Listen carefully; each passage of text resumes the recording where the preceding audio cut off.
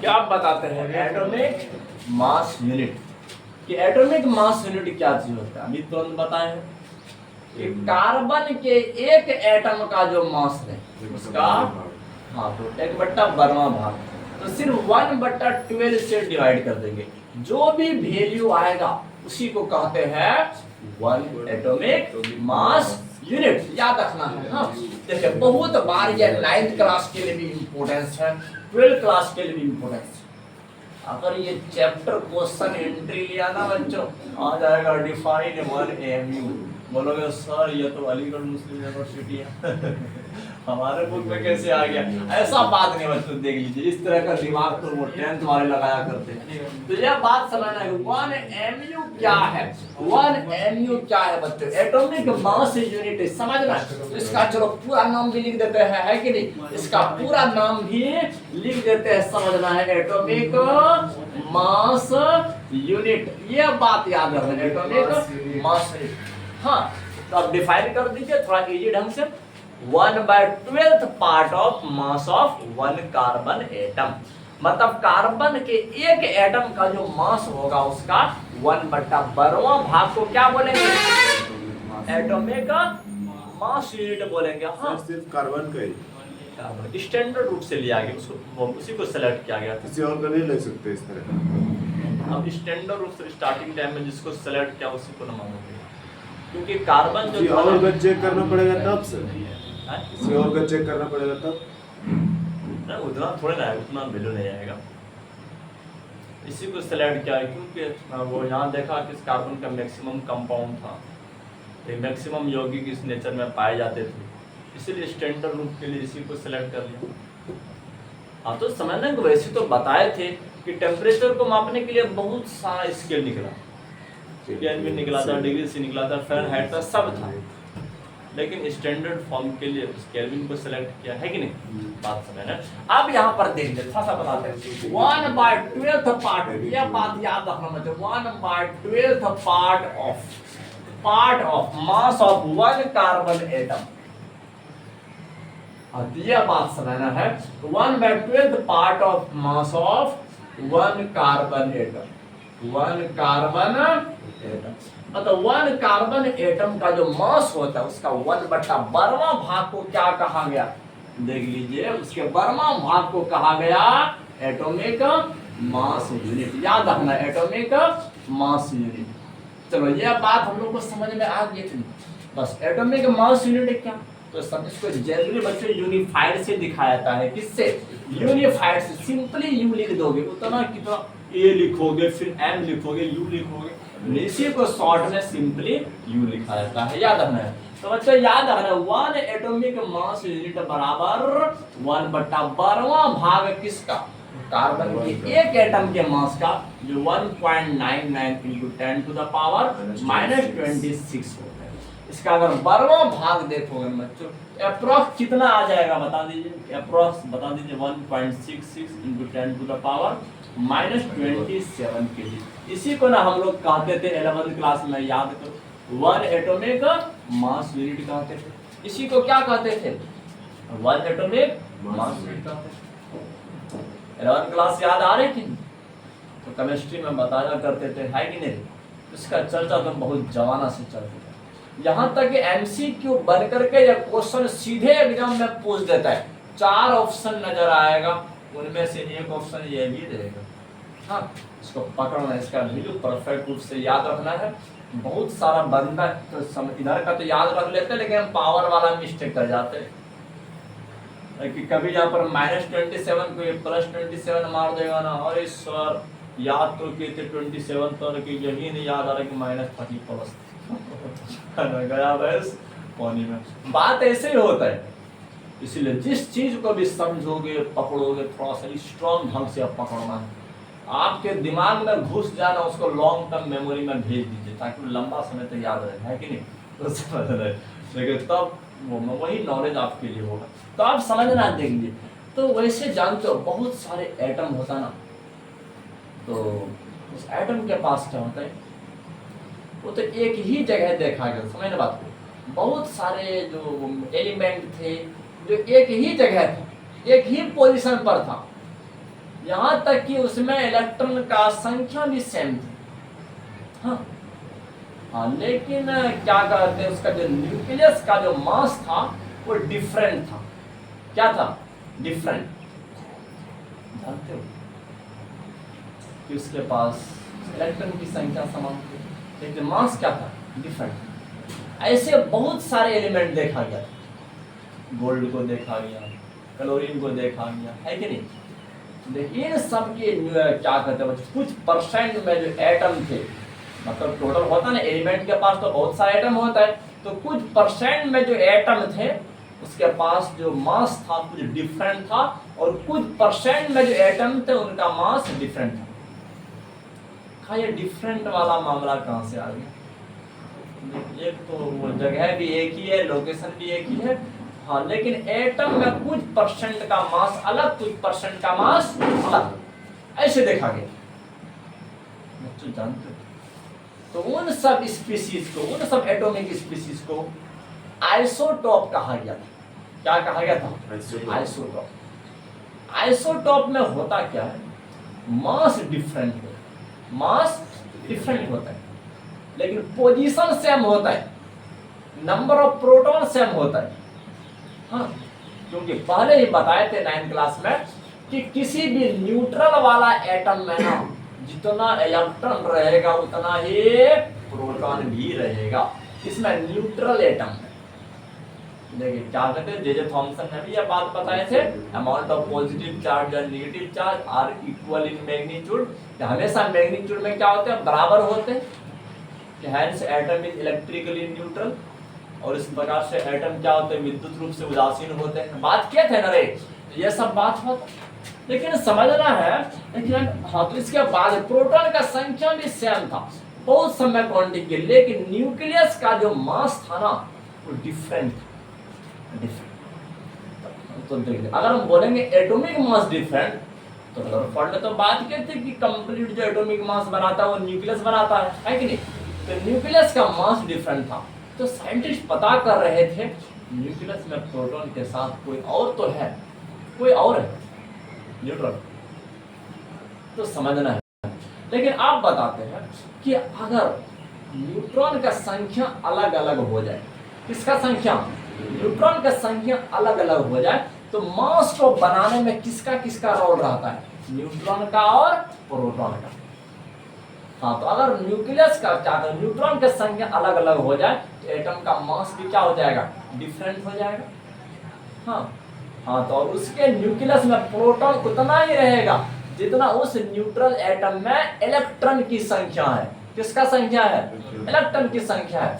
मतलब उन सब एटॉमिक स्पीशीज को क्या कहा गया? आइसोटॉप। क्या कहा गया? आइसोटॉप। हाँ, तो जिसमें प्रोटॉन की संख्या समान रहे लेकिन मास क्या रहे? डिफरेंट है। मास क्या रहे? डिफरेंट है। देख लीजिए, याद है उन सबको क्या कहा गया? आइसोटॉप। इस आइसोटॉप का मतलब होता है सेम पोजीशन, सेम पोजीशन।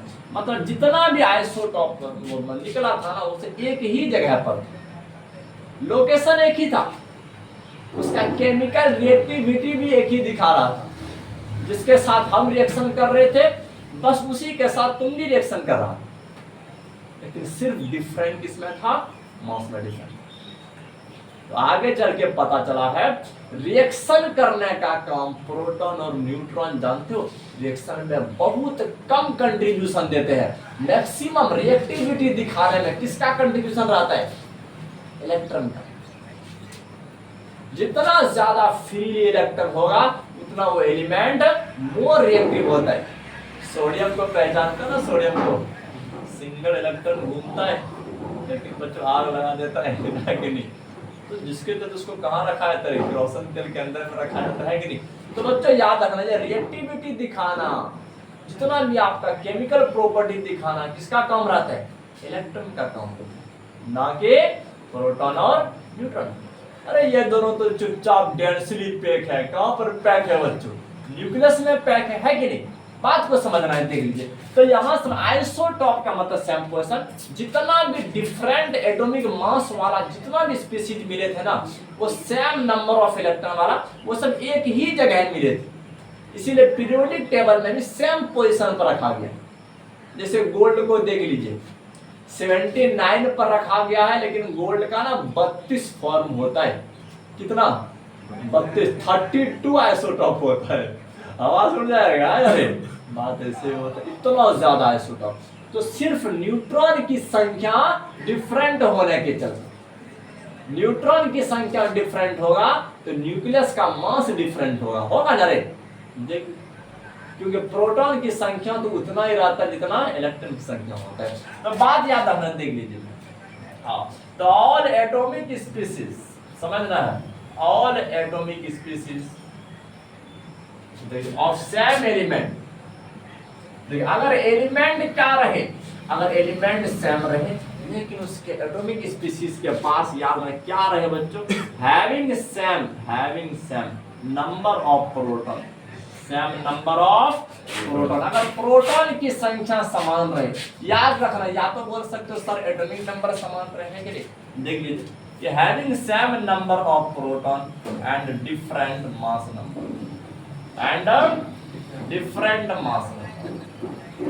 लेकिन मास नंबर डिफरेंट रहे, मास नंबर डिफरेंट रहे, उसी को कहा जाता है आइसोटॉप कहा जाता है। क्या कहा जाता है?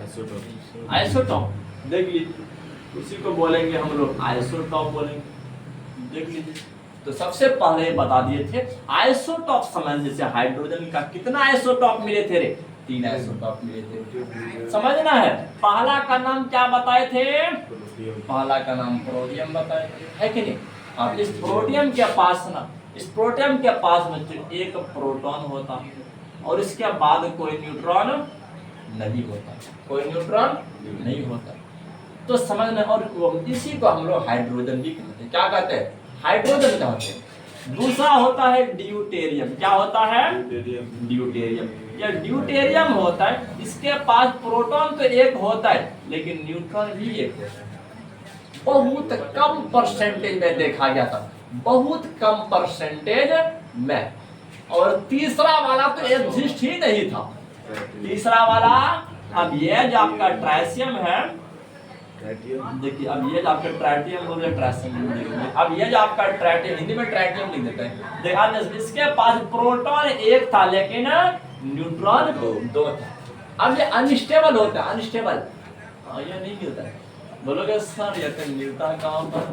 जानते हो, रिएक्शन के दौरान मिलता है कि नहीं? जब हमारे सन पर जब रिएक्शन होता है ना रे, कि जब आपका हीलियम का न्यूक्लियस जब टूटता है, उस दौरान इस प्रकार का क्या कहते हैं, ट्राइटियम का, ड्यूटेरियम का, प्रोटियम का, ये सब का फॉर्मेशन होता है। हाँ, लेकिन रिएक्शन के दौरान ये रियली फ्रीली एग्जिस्ट नहीं करता है, एग्जिस्ट नहीं करता है। बात को समझे, है कि नहीं? तो बच्चों अब हम लोग को पता चल गया छोटा छोटा कहाँ पर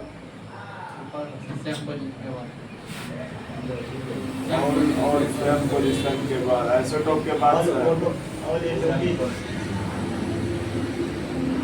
इसी में डाउट है। देखिए अब यार समझ देखिए, हाँ तो लगता है मतलब डाउट नहीं था सर, बस वो एरो देने बोल रहा था। ओहो, अच्छा अब यहाँ समझ लीजिए ट्राइटियम इस प्रकार से। हाँ, लेकिन बच्चों गोल्ड का जो होता है 32 आइसोटॉप होता है। कितना?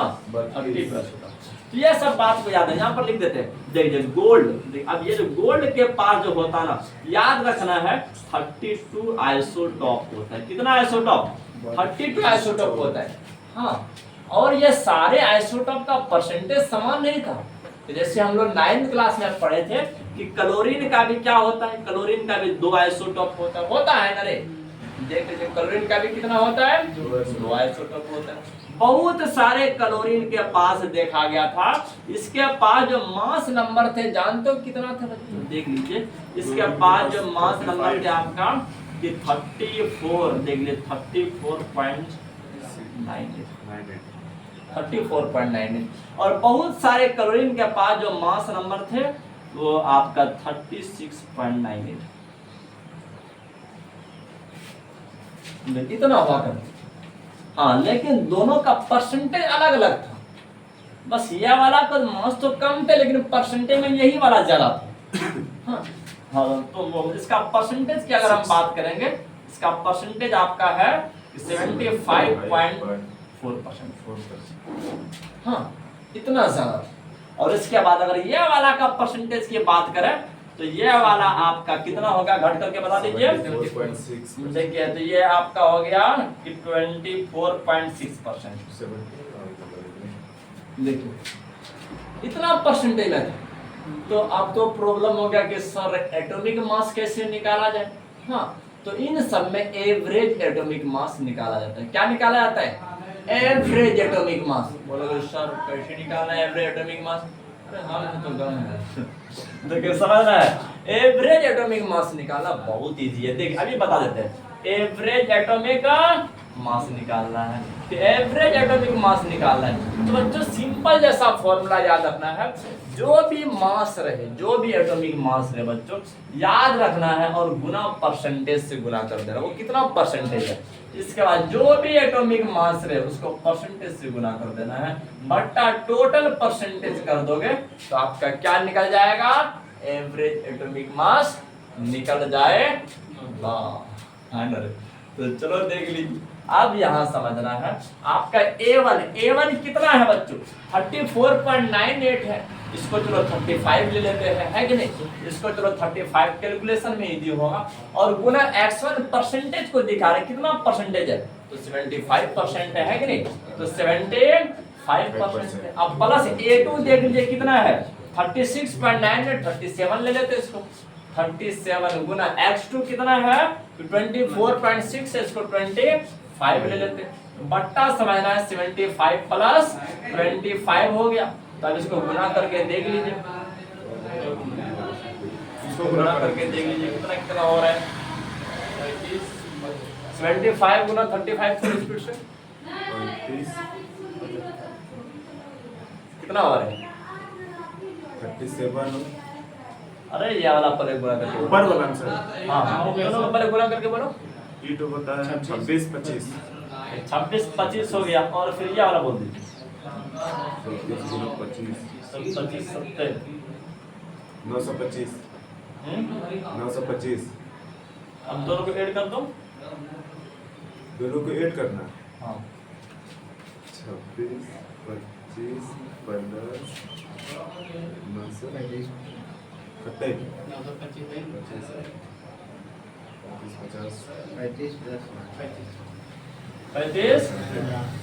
50 से देखिए बट्टा 100 हो गया। अब नीचे में डबल जीरो है, यहाँ पर बैठा दीजिए। तो एवरेज एटॉमिक मास कितना निकल गया? 35.5 निकल गया, है कि नहीं? तो जस्ट इसी तरह से हम लोग निकाला करते थे। और एग्जैक्ट जानना चाहते हो तो ये सब जितना भी पॉइंट के बाद इस तरह से कैलकुलेशन करो, एकदम एग्जैक्ट आ जाएगा, है कि नहीं? बात ऐसी होता है। चलो अब बात करते हैं अगला स्लाइड में।